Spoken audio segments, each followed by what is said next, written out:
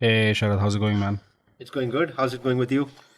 I'm doing well, and we didn't even hit record. Our guest was with us, and you already started ranting about the weather. Yeah. I thought that was a good way to start, and it is actually turning right. So, topic of the day. Yeah, and I think next 6 months, 8 months, whenever you enter a room, you're gonna say, "Oh man, it's so hot," right? I will. That's the idea, right? I will. And so we have with us Sonia Notani from Mumbai. So probably her weather-related pains would be slightly different from Yeah. ours. Maybe not during this time of the year. Maybe in 3 to 4 months, she would have the rainfall and the monsoon to discuss. But today we are not going to discuss weather. Yeah. Today we are going to talk about Sonia's venture, Brain Gym Junior. Sonia has been operating in the edtech space Yeah. for some time, and this is not the conventional edtech. I went through BrainGym's website and also tried a few of their questions. Yeah. They kind of focus a fair bit on problem solving, and and not just problem solving in the strict academic sense, but to kind of make pupils and students understand the logical flow behind how to solve problems outside the confines of the school. Yeah. I don't know whether that's the official description of the business, but over to you, Sonia. How are you? Welcome to the show.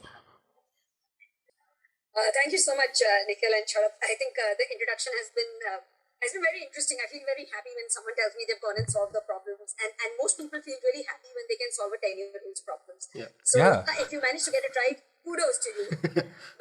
But Let's coming back not to the get into weather, the solutions end of things. Yeah, no, I'm kidding. It was fine. I think it was okay. I'm sure you get the answers right there, so that Yeah, should help. yeah. But yeah, coming to the Mumbai weather, it's turned hot here. We're at this moment, I was just checking as you were talking, it's 32 degrees, so I can start complaining myself, right? But Brain Junior is very interesting.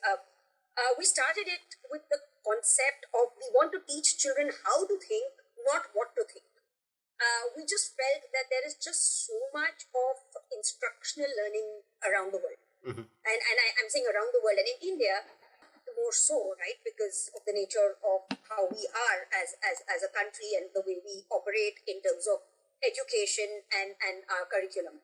And even outside the curriculum, what happened with the pandemic is we got this amazing opportunity to move things to a digitized medium, but we've largely moved to the medium being digitized, not the content. Right. So what you're saying is you're still talking live classes or videos. It's not changing what you are doing. So one of the things that we felt very strongly about, and it came from a space of I have now a 9-year-old son, but when he was 7, we felt that he's learning so much in school, and school is great, right? I mean, he's going to a good school, he's learning great stuff, but application of what he's learning is limited. Right. So if I tell me the ratios of your pizza, he won't know it. But he knows ratios when I tell him what happened in school, or the lowest common multiple, or adverbs, or pronoun usage, right? And coming from the conventional background of these schools and the like, I was an arts graduate from St. Xavier's, Mumbai, and an economics one at that. And yet when I took the CAT, in simple words, it was one hell of a shock for me, because I was just not ready for application and problem solving. Yeah. Right. So these are some of the anecdotal things that hit home, and we launched something called a POC or a pilot, which was a paper pilot. We just made our own website, put up something on Razorpay for payment, and we just went live on social media. Zero money on marketing, and we got about 200 subscribers from around the globe, and we were not digitized. It was just a paper subscription. Right. And we realized that there is a need for this. There are parents who understand, they feel the same pain that we are feeling, and let's give this. So, and then BrainGymJr was born. I was in a full-time corporate job, found a member in my last company, had been there many years, was leading 6 departments under the gamut of marketing. And I chose to step down. We got some verbal confidence from some amazing angel investors. I stepped down, and we launched BrainGymJr. Right. And it was launched on this POC and an idea. We still didn't have the final product, and we then developed it into what is today a fully automated online portal. So what do we do today? Today we give children every single day a subscription of games. Right. Okay, we call it games because these are game-based formats. So you'll have crosswords, you'll have digit cards, you'll have mirror questions and match the column and all of this, right? So we give you a subscription of games based on maths, English, and real world skills. Okay, what do we mean by these three? Maths is maths as we know it, and it's just that what we do is we do study the curriculum across the world. So we've studied British, American, ICSE, CBSE. These are the four curriculums we studied, and we realized that mostly children learn same concepts at a similar age. You won't teach a 7-year-old something drastically different. If you'll have a 3 to 6 month difference in stage, right? So we built a lot of our games around these concepts that you learn at a certain age. We also similarly did maths and we did real world skills. Now, why do we call it real world and not GK? Right? Because we don't really teach you too much about the historical relevance of things. We end up teaching you real life things like currency conversions, time gaps between countries. These are not things that you have daily exposure to. Not everybody has. Yeah. So we give you daily questions, which are in games formats. You come there, you solve. You are incentivized for solving points. Right? You get more points if you solve on that day versus if you solve from the practice set. You are on leaderboards. You get badges that you win. So children are excited. They come, they solve. The daily questions don't take more than 15-20 minutes. So you come, you solve, you win your badge, you top your leaderboard, you get your points. If you get the answer wrong, you get the correct solution. And our algorithm works in such a way that to you alone, that question will be represented in a few days. Right? So the learning is complete. Our objective is that you need to learn it. While all the good stuff of positive reinforcement is there, we want you to learn. And we want to make it a daily habit, right? You come here, you do this daily, make it fun. We have a database of, as we speak today, we touch 12,000 questions. So we have a database of 12,000 questions that you can solve when you want. But our core offering, the way I see it, is this daily subscription that helps make thinking a habit. You have to apply your mind every single day for 15-20 minutes. That's, super interesting. And, coming from the financial services world, there's a very, I would say, unique takeaway here. I think there was a statistic which came in from Standard & Poor that only 18% of Indians are actually financially literate. And when it comes to that data point, I mean, they looked at 4 very basic concepts, like how does interest compound, and how do interest rates affect prices, and how to look at your savings allocation. So like very, very basic. There were 4 questions, and based on that, only 18% was the conversion. And me and Sharad, we often discuss internally, like, because we kind of had some amount of exposure to the Western world, where kids from a very young age do understand how money works and how how to kind of look at money, how to view money. Whereas I think here even young adults often struggle to understand those basic concepts. So I'll just kind of throw it out. Is financial literacy a potential vertical that you would look at some point in time? It's a brilliant question. So, what's the... I've actually contacted a few banks and I've said, listen, you put this, let's work together because of the way I'll come to my pricing later, but I'm very, very reasonable. We charge less than a cup of coffee for a whole, like what to charge you for 1 cup of coffee, we give you 1 month. Right. So, we're that cheap, and it's so much more easier to tie up with an institution. And we actually offered these banks saying, I will run engagement for you. I will give you a separate section for financial literacy. Because I'm so keen for children to learn this, right? And at a very young age, you start basic concepts, very, very basic of, plus minus to going to compounding to going to, getting an inflation and a few of these very basic concepts. But, very honestly, I would look for a partner to do that with, because not everyone, I mean, it's very difficult to break the market with segments and niches. But yes, that's part of my journey, and I'm hoping that someday somebody decides to actually tie up with us and take this forward. Because I personally do see this as a huge opportunity to teach children. No, that's very interesting.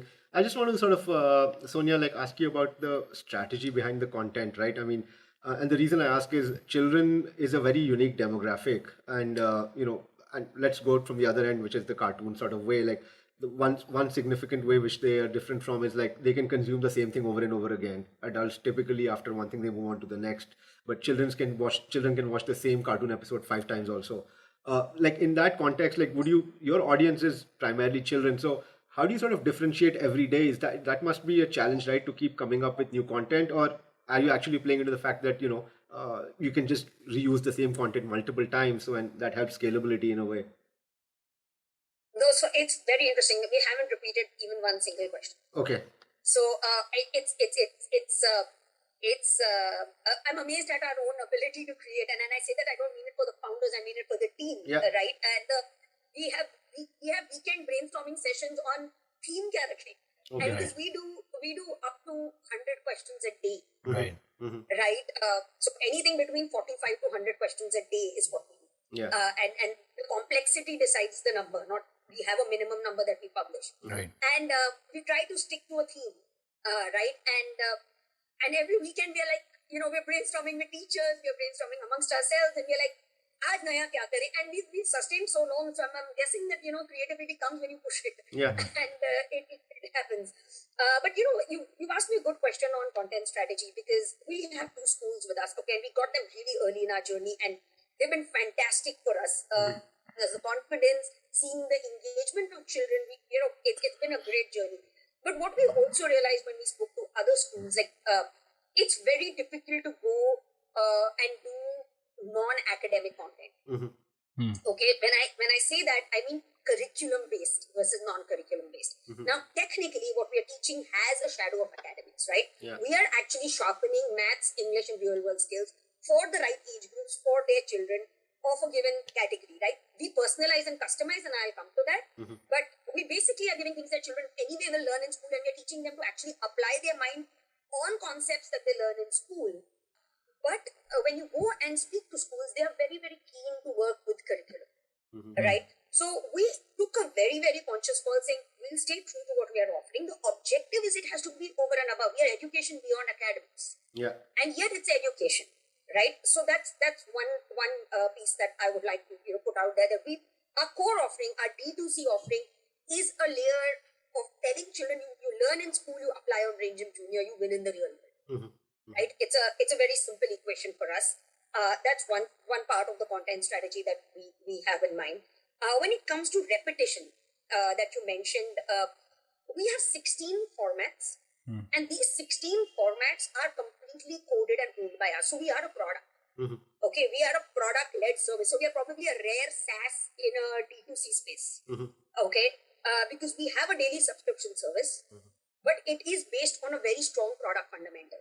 Yeah. Okay, so in terms of the product, it exists. We have 16 different formats. We play with these 16 formats, crosswords, grid questions, and the like. So that does keep children engaged. You can't give the same thing to children every day. We mix and match the formats for different age groups. We put different things out there. We build a lot of images. So yes, while cartoons work, we build a lot of other images with visual aid based images where children can work and play with.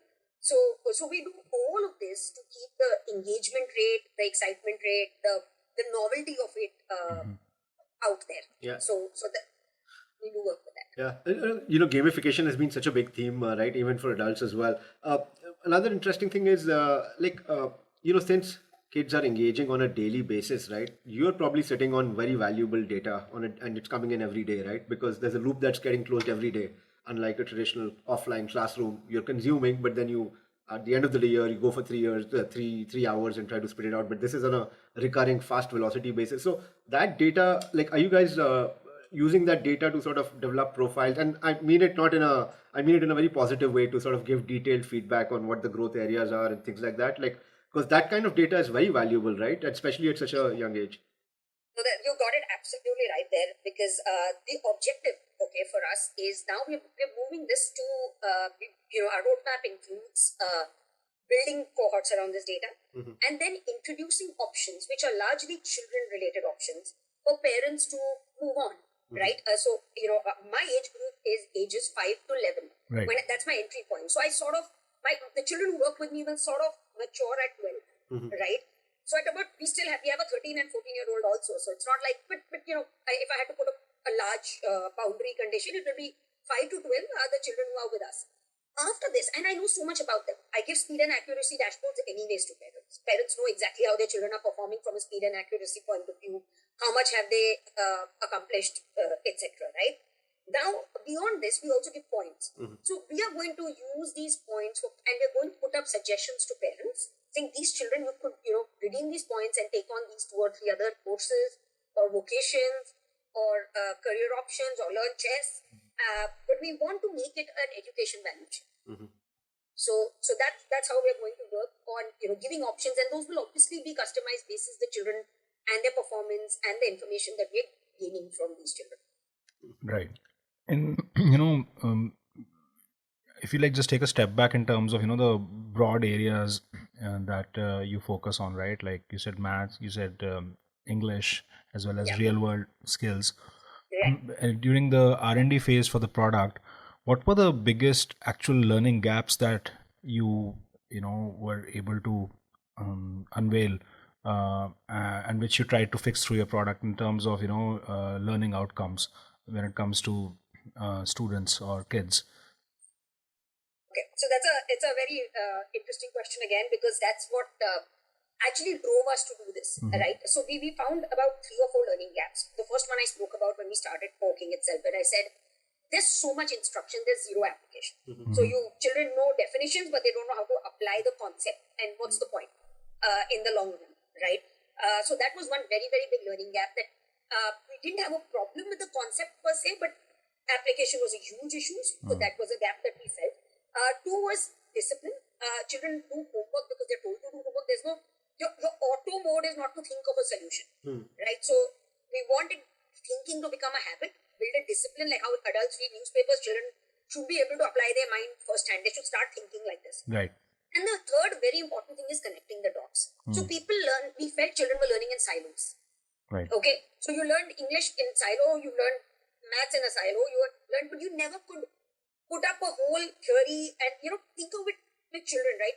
You tell them you have to go somewhere, they won't be able to connect the dots of speed, distance, time, itna time lagega, ye gift ye leke jani hai, kisi ka birthday. There are 5 elements that play, right? A lot of our real world puzzles are based around all this. So it's connecting the dots in real world situations. So you're not up against, and like the whole international example I give you, when you go abroad, you're not only thinking that I'm going to, UAE or America, you're thinking time zones, you're thinking food habits, you're thinking currency conversion, and we sort of introduce this and connect the dots early on. Right. And we felt these were massive gaps that children had, that they learned in school, but they could never take that thought forward. And our objective is to enable children to take that thought forward. So a lot of our questions, we counter question ourselves. We debate it amongst ourselves, where we go, listen, is this too straightforward? Or sometimes, our teachers will say, sir, it's complicated hai. And we'll be like, इसीलिए है क्योंकि बाकी तो school में सीख लेगा ना. This is the objective. Is if we can't put plus and this together, then what is the point? Right. That was a gap. Yeah, it's very intuitive that you're encouraging thinking, and I'm sure it works as well. But how, if someone were to ask you, how are you actually evaluating whether it's working? Like, what the success metrics are? A kid who's doing those daily exercises with you guys versus a kid who's perhaps not. Is there a way to sort of actually hence prove this guy is doing better or this one's doing better? And it's hard because kids at that age sort of grow in different directions and different paces. But how do you sort of what would be a success metric to see that it's working? Or qualitatively we get it, yes, it makes it makes absolute intuitive sense. But is there a way to sort of gauge that? So what we do is, I'm going to divide this. Success is a lovely word. Yeah. So what I'll do is I'll divide it into 2 aspects. I'll talk about children first, and then I'll talk about the business or parental side later. Sure. Right? Yeah. So for children, we were expecting about 15-20 minutes of solutioning. Okay, every day. When we saw a mass audience, we saw children spending. There were 10% children who spent more than 2 hours a day. Now, that's a lot of engagement to get a 7-year-old or a 9-year-old to sit there and do this intuitively, whereas they are busy playing Roblox or something like that. Yeah. This was a huge learning for us. We were over the top, when we saw this happen. Right? So there were children like 50,000 points, 80,000 points in a day. So we thought that's a very, very strong indicator of personal success for us, because the child doesn't decide to enter this. The child only comes into play after the parents have chosen this for him or her, right? So when the child is sitting and playing, if no parent can force, I mean, I cannot force my 9-year-old to sit for more than 15 minutes. I can't get him to read a book, forget him to sit for 15 minutes, right? So if he's going to do this or she's going to do this, it has to be engaging them, giving them a kick of some sort is one side, right? Second thing that we saw is children writing to us. We have an ask doubt feature, okay? While it's not a live chat, it comes to our teachers, we find the answers, and within 2 to 4 hours, we respond. We had children coming and asking us, arguing about doubts, right? This is not this should have been this. This is a level of engagement that has honestly taken us, we've been floored. We've never been happier about it, right? So that, if you ask me, that's my success metric from a child engagement point of view. But for a child and a parent to actually evaluate it, we have 15 levels that children can climb. Okay, so what we do is, we have something called the jump test. You have to get X number of points or have spent X number of time before you can apply for this test. You take the test and you have to clear it to go to the next level. And we have 15 such levels. And every level unlocks a new set of questions. It changes the level of difficulty of your daily questions and the like. Moreover, when a child enters, we give the option of either going age-based. So you have an age-based default level that will come to you. Or you take something called a free assessment. And this assessment is available even if you've never signed up. You take this free assessment and you get a level. So you can be a level 5, for example, in English, a level 7 in maths, and a level 3 in real world skills. Okay. So as a child also, you will not be perfect or equal in all your proficiencies, right? So you can actually be different. And 2 children of the same age, of the same class can also be different. So we give you this option of these, the level automatically adjusting to your intelligence levels. Or intelligence is the wrong word, it's your proficiency levels. It's that exposure you have at that point in time of your life, right? And then we take you from there, rather than lamenting you with things that you can't solve, right? So we say it doesn't matter wherever you are, you start here and you move up. So that's the way we do it. So these are very small, quantitative yet not numerical indicators of success, right? Of engagement, of success. And as a business, if you ask me, it is a little bit of a disruptive concept because we are so used to instruction-based learning. We have a rule. We will not have a call center. We never have had one. We've not made a single call to anybody else till date. Okay.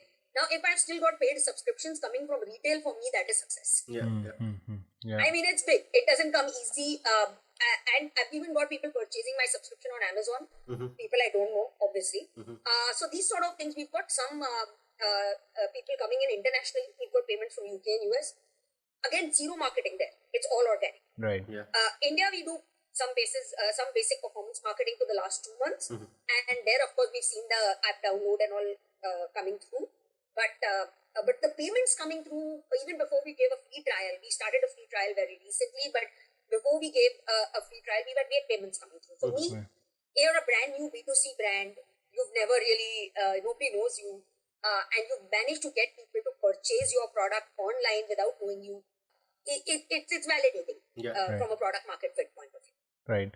No, absolutely. And, before we kind of dig a bit deeper into the business end, one question I had was, more from the standpoint of how does technology play a role here, in the sense that obviously when it comes to any kind of a content play, and I'm looking at you guys more as a form of a content play, right? Be it educational content.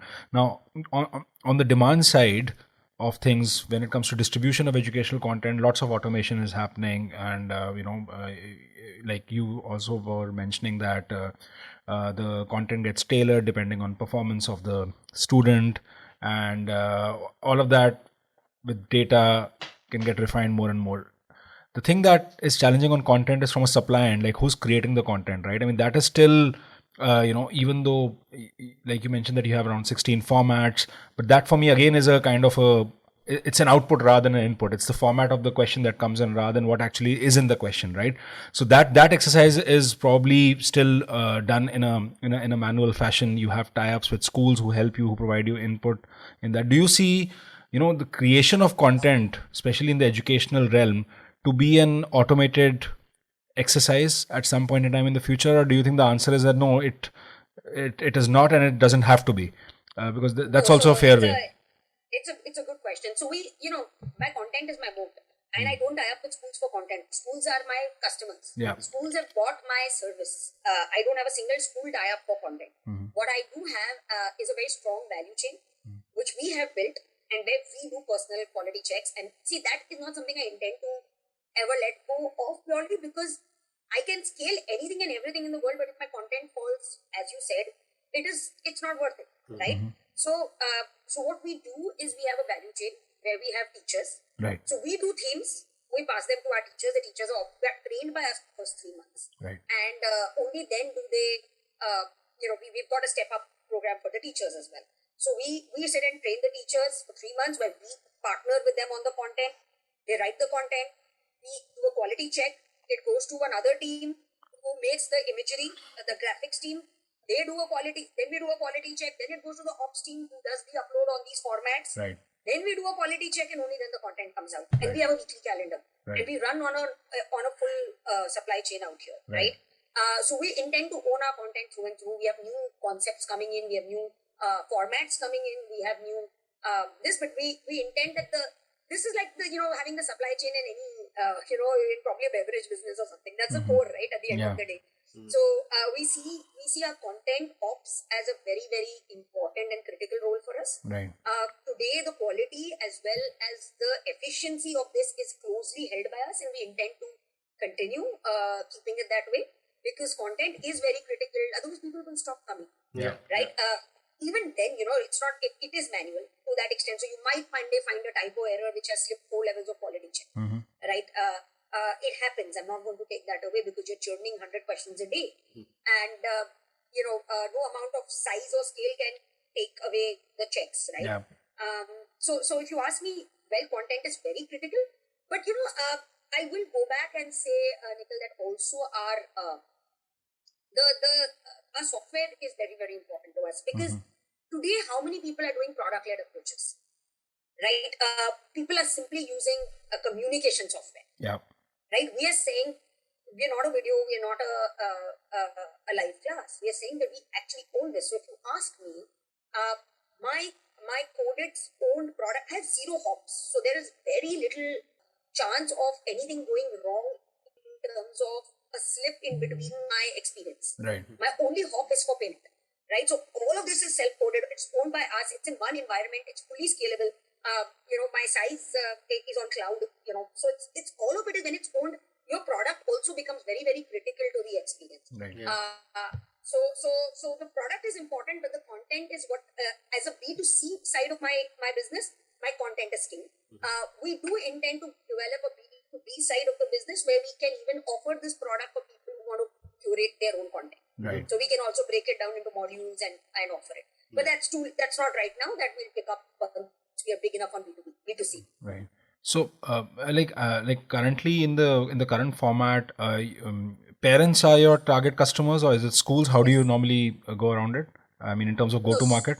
We're doing both. Right. And like I said, we had early win with a school who was evaluating multiple partners, and the reason we won that school is the school had a very strong stated agenda that in the cognitive development years of the primary school, which is 5 to 12 largely, which is what our concept, we want to strengthen maths and English. They had a very clear stated agenda. Right.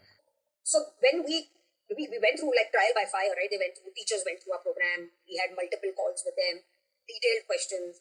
And then they actually ended up choosing us for primary and Infosys for secondary. Right. So that gave us a whole lot of confidence that, okay, this is a big win for us. Yeah. And having said which, our primary model, right, with the content, with the distribution, with the way we are working right now, it is a direct-to-consumer model. Right. What we've done is we've gone and tied up with a whole lot of partners who give us some visibility. We don't believe we need to create our own distribution.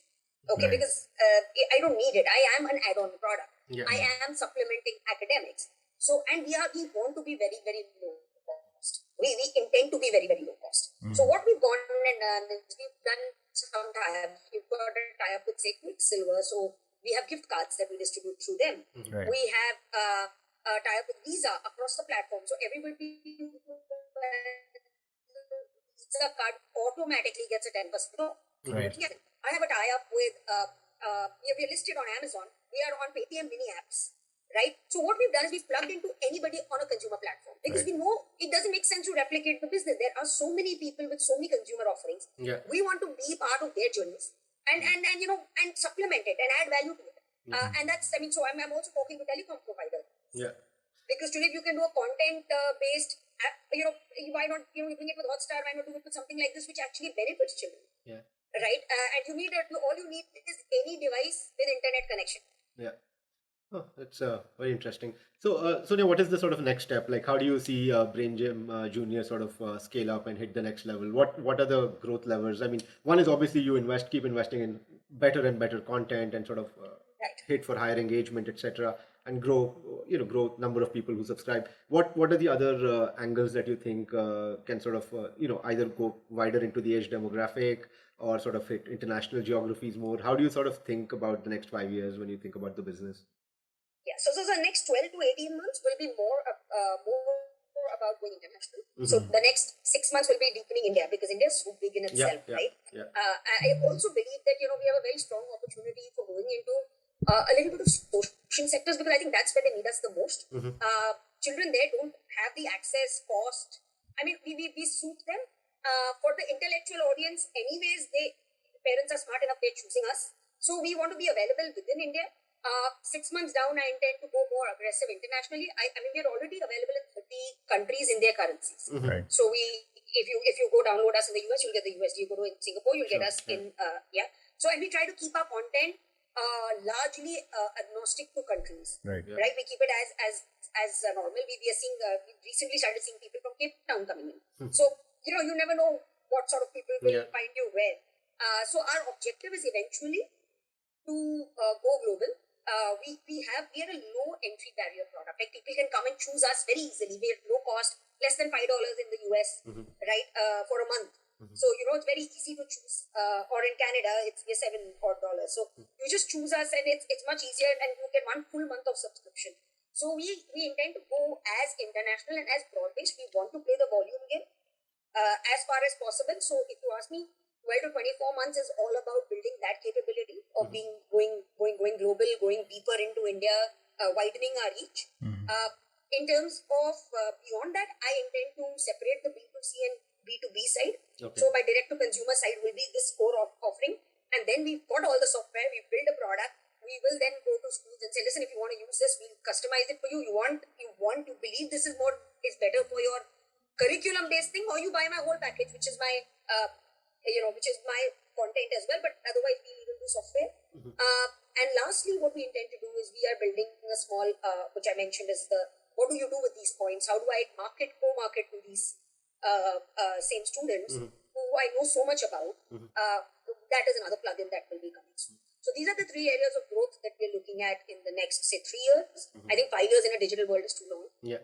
So I'm focusing on the 3 years, and we have our sprints planned for every 6 months, every 3 months, and we'll be getting there. That's very fascinating. And maybe there's a merchandising and licensing angle as well if BrainGym Junior sort of picks up, right? And that's high margin business. Do you ever worry that sort of schools will sort of come downstream and essentially mimic the kind of things you're doing, but do it in classroom? And then, it sort of becomes a substitute product rather than an additive? Because schools seem to be increasingly looking at gamification and moving towards the direction of, moving slightly away from instructor based. Is that a risk, or do you think that's sort of an opportunity? Like, if anything, it helps you to sort of license your content even better? Like, it's exactly an opportunity. Like, so I see schools interested, but it does take a lot of focus and conviction and daily management for running daily publishing of content, right? It's very difficult to do. And the way I see it, and I think that's why I told you, people first do B2B, build their critical mass, and then go B2C. Yeah. I'm going the other way almost, right? Where I'm saying I'll go consumer, and then I'll start seeing in the schools. It's more about we were the tip of the iceberg after the pandemic of what people are open to in edtech. I think 6 to 9 to 12 months later, schools will be more open to seeing supplemental stuff rather than seeing it as the risk or a competition. They'll realize that, if I can give a puzzle of 20 minutes, which is not academics, but yet helps my children become great in maths, it might just help them more, and I have a higher chance of being that plugin. I don't need the fame with it, right? Because I have my B2C side going. You use my software, I give you the content also if you wish, and you just leverage what I have ready instead of going and recreating. Right. So I see it as a huge opportunity, and I think it's going to come. It's just about time. Right. You mentioned the pandemic, so obviously there should be at least one question around it. Or naturally, the entire space of education kind of attracted unprecedented amount of attention during the pandemic.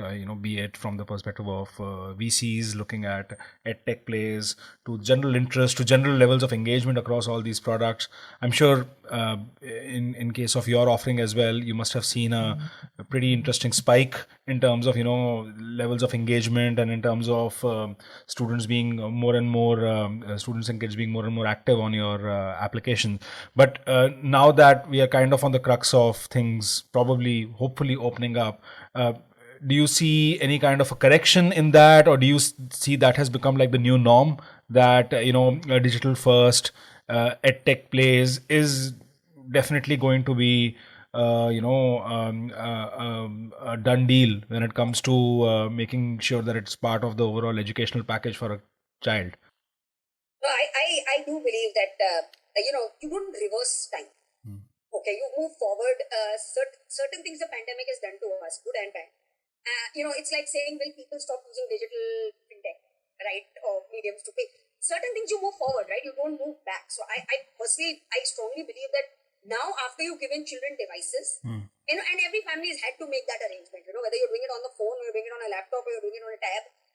Every child has a device. You can't one fine day say, hey, child, today you've gone back to school, I'll never give you a device again. It's not happening. It's here to stay. Now, moving to what I am doing, right? I think I'm a supplement, right? 15-20 minutes is easier than doing a live class. Yeah. And you are anyway going to class, you're learning. I still think that this might just be a good add-on for a parent to have for their children, right? We are in a space of saying 20 minutes a day versus playing a game, not just necessarily versus going to class.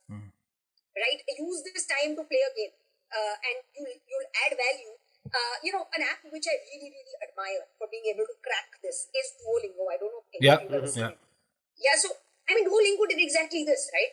They just said, come and play. You see the questions and all, it's exactly this. They come play with us. 10 minutes, 15 minutes, 20 minutes. They're not a daily publishing app. I'm just talking conceptually. You are an add-on. You're not telling people, give me devoted 1 hour of your day at 6 p.m. It's going to eat into your playing time.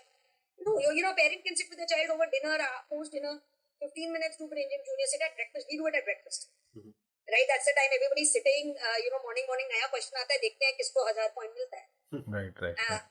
So that's the sort of engagement that we are hoping to drive. Right. And I don't see it going anywhere. It's not, in fact, what the pandemic has done is opened up a mind to saying it is possible to move forward in your education journey, whether it is creative education, academic education, or otherwise, through digital means. That's just a shift that has happened.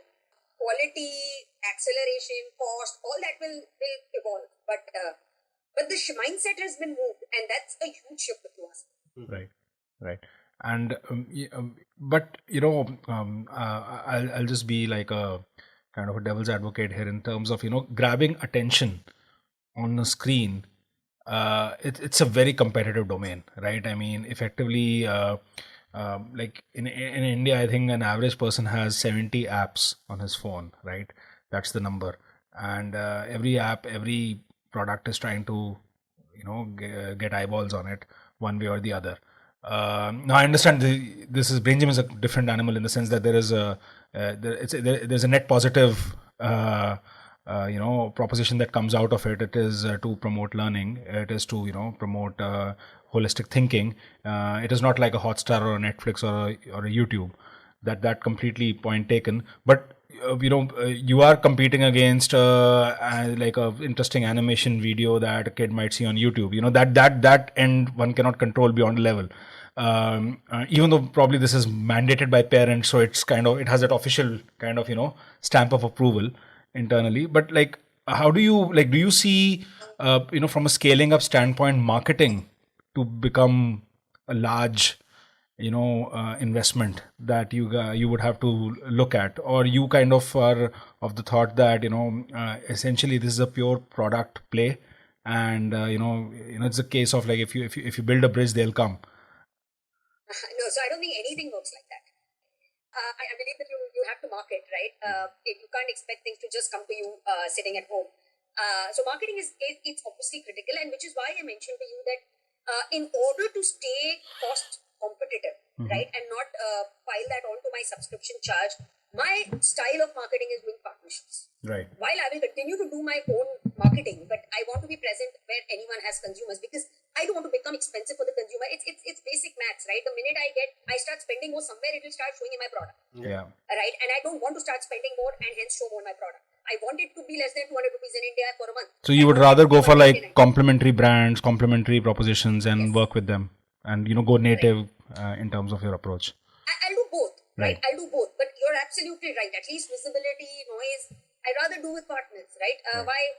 I don't want to become more expensive. That doesn't mean I won't market. I'll try to find the most efficient style of marketing, but I would like to keep my cost where it is. I don't want to keep that cost going up. Right. And we usually like to ask at least one question on the investment climate. And is VC money something that you are actively chasing as of now? Or your aspiration is to kind of grow the business organically? And effectively you're a subscription product, so it's kind of money on day one type of a proposition. So how are you viewing the VC environment and any conversations that you have had to date? Yes, so it's a very, very interesting. So we have angel investors, right? And they've been fantastic. They bet on people and idea, right? They didn't really have anything in hand at that time. And honestly, you're right. We're a revenue. We have revenue from the day we went live. It's how much is the revenue? Is it enough? Is a question that we can discuss. But the point is, there's revenue coming in, and we've got like lots of active subscribers right now. I can easily do without it for this year. To say the least, and that was our original plan. But we are considering that after our next core product releases, which are like 2 big ones that are coming in over the next 2 months, by April we might reassess the situation and in all probability go and pick up money. Right. Because the whole objective is, like you mentioned, you want to go abroad, you want to go here. I mean, if somebody is liking something, you don't hold on to it and say next year they can, Right. you will then go abroad. Right. Right, absolutely. So that's the objective. The objective is mainly the only reason I will take money is to enable scale, and a big bang scale. And that doesn't mean I'll be advertising with IPL or anything like that. But I will be going. The objective will be more to market and tie up in other countries. So these strategic tie-ups as well as performance marketing in these other countries is what I would like to ideally do. Right. So for that reason, I will be raising funds maybe in the second half of the year. And in terms of competitors, any companies that you admire, you think that that's kind of a model which is something worth. I mean, you obviously mentioned Duolingo, but from a domestic standpoint, any companies that you like or appreciate, or any companies that you don't like or you don't appreciate. I mean, you don't have to answer that, but yeah, the first one maybe. No, so I'll tell you what. I personally believe that you learn something from every company, right? I don't like or dislike anything of any company. I like aspects of what people have done. I genuinely, you also know what you will not do after that. Yeah. Right? I mean, you might have intuitively gone and done something like that, but you will not do it because you've seen the backlash or you've seen, this is how it hurts people or whatever, right? Yeah. So, that's where I'm coming from. No push sales, no call centers. Right. Right? Never. Right. I'll go hungry, but I won't do that, right? Right. So that's a strong statement, and I am going to keep this podcast as a reminder to myself because I'm going out in media and saying this. Right. But so that's something that I learned. But I do believe that some people created beautiful categories. I think they've been marketing gurus. I think Right Hat, when it launched in the first 1 year, I mean, they led a story which they created a category as well as I think it was a marketing play. Right. And I think they did a brilliant marketing to start the brand new, to create a category, and to not have a native product. Yeah. I mean, they were not. It was not about the product. It was about the service, and they were using a third-party product at that time. Right. So I think they did a brilliant job of marketing. I'm in awe of the way they went about it, and the speed and the aggression which they grew with. Right, internationally found their right market. So that's something that I have great respect for. I have great respect for Duolingo. I've already mentioned, because purely it's pull, right? How many people have learned to teach you anything through pull? Everybody else is pushing. Right. I thought that's something that they've done extremely well. So these are the two that I actually look up to. I do see that in age 5 to 11 today in India, somehow, you have things till age 6 or 7. You'll have like these, cartoon game based things. And then you have after 12. Right. Somewhere between 5 to 12, all you're teaching is either coding, guitar, or chess. Right. Right? So I'm hoping that people understand the importance of strengthening a base. You don't want your child to go at 15 or 12. That's the age where they start saying, "Mujhe math se dar lagta hai. I hate numbers." Yeah, or they are not great with English, so they start stammering. Right? They don't use it correctly, and then that takes away confidence. I'm basically trying to solve for that, saying, don't get overwhelmed. It's actually not rocket science. All you need to do is start early. And it takes a little bit of an evolved parent to figure that. But I'm hoping I get there, and then otherwise I use fun methods such as positive reinforcement, points, redemption to get there. But I hope to get there.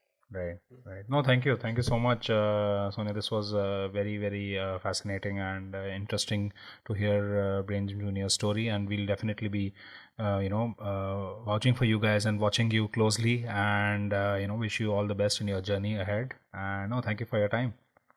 Thank you so much, Nikhil and Sharad. It's been a great conversation. Glad to have met you guys. Great. No, likewise. So, Sharad, this was fun. Yeah, it was fun, and I'm going to go and do some questions now. Will you? I will. Will you publish the results? I will publish the results. Great. You can WhatsApp me. There you go. Thank you so much. So this is Nikhil Arora. This is Sharad Tupran. Signing off.